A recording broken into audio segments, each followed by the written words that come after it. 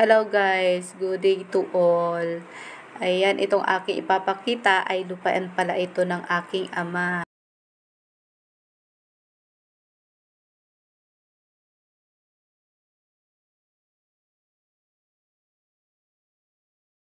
Nung nabubuhay pa siya, napakasipag at dahil sa kanyang kasipagan na panatiling malinis ang kanyang taniman. Ayan guys, ayan yung kapatid ko, yung nagtuturo.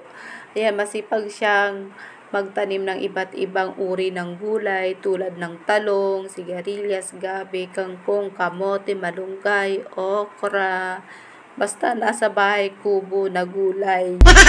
Ayan, naitanim na siguro niya.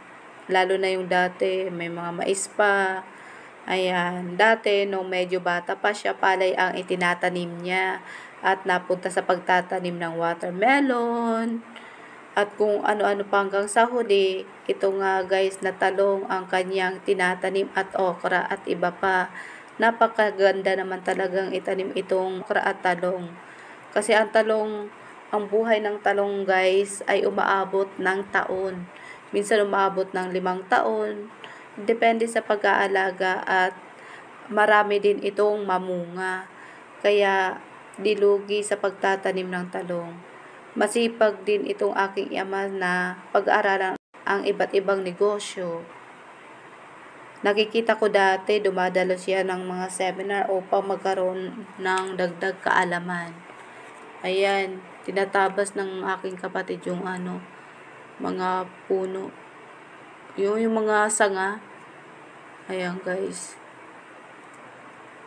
Ayan, to make story short guys, dumating na ang katandaan ng aking ama.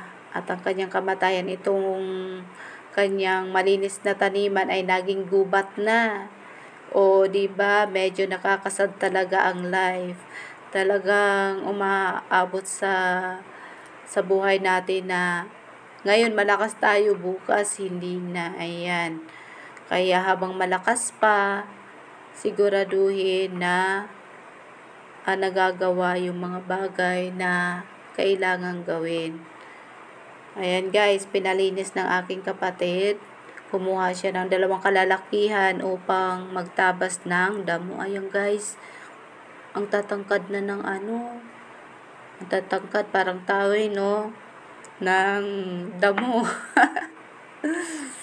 Ang tataas na ng damo, mataas pa dyan sa nagdadamo. Ayan guys, sobrang nakakasad yung eto tingnan. Kasi nung huli kong nakita yan, hindi pa yung ganyan. Kasi 5 years ago naman yun guys, bago magpandemya, nakauwi pa ako noon. Ayan. Ito ay ipapasukat muli dahil katabi ito. Yung katabi nito guys ay nagpasukat at nakita na may lupa daw sila sa loob ng lupa namin. At may lupa naman kami na nasa loob ng ibang pagmamay-ari. Ay nagmamay-ari guys. Ayan, ganun ang issue. Kaya mas mabuti na ipasukat para maayos ang mga pagkakamali. Kasi ipinasukat na ito guys ng aking ama.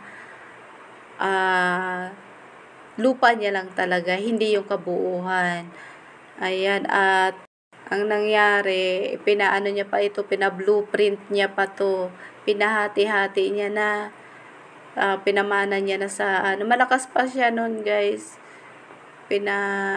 Siguro mga 60 pa lang siya. Pinagawa niya na to ng blueprint upang hindi daw mag-away-away yung magkakapatid. Talagang pantay-pantay yung sukat. Walang labis, walang kulang. Ilang kami magkakapatid? 7. Kasi wala na yung 2. 7 kami magkakapatid. Ayan, hinati niya ng pantay-pantay yung lupa para hindi daw nag-aaway-away yung magkakapatid. At ayaw niya yung nag-aaway-away yung kanyang mga anak. Ayan. Ay, napakadamo na. Siguro, kung nabubuhay yun, ayaw niya nung ganyan, kadumi. Ganun kasi sipag sila. Ngayon yung mga kabataan, wala na, tatamad na, puro cellphone. Ayaw na nila yung ganyang trabaho. Buti pa itong mga may nakuha pa yung kapatid ko na maglinis ng ganyan.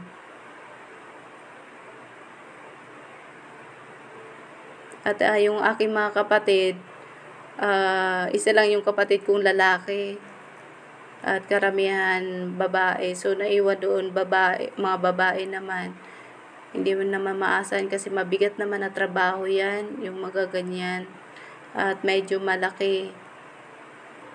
Mahirap i-manage. So, ang minanage lang yung ng kapatid ko. Talaga yung lupa niya lang. Hindi naman. Kasi yun di naman talaga ang kaya niya. Ayan guys.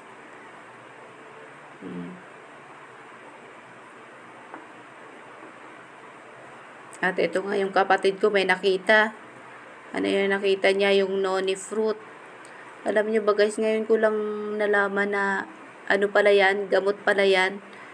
Sa mga bukol daw, ganyan. At ito ay pampalakas ng resistensya. Ayan, marami may anti-inflammatory, antioxidant. Ayan guys. Nag-research lang ako, ayan, na nakakatulong sa ating katawan. Akala ko mga lang yan, hindi pinapansin na tanim. Ayan guys, hanggang dito na lang. Thank you for watching. Ayan, don't forget to subscribe, like, and yeah, comment down guys.